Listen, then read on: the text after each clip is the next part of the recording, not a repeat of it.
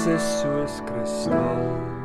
Hy is die heilige van God, en hy heers oor die heelal. Daar is mag in sy woord, soos die waters dryf sy stem, soos die son op die see se blou, so die rykdom van sy trou.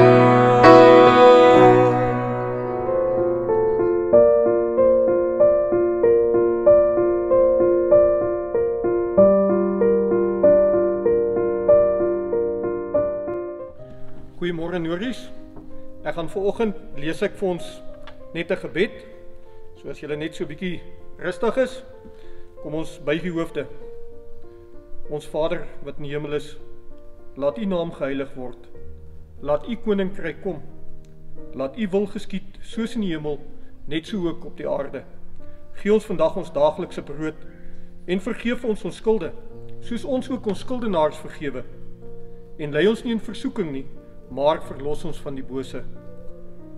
Want aan U behoort die koninkryk en die krag en die heerlikheid tot in alle ewigheid. Amen.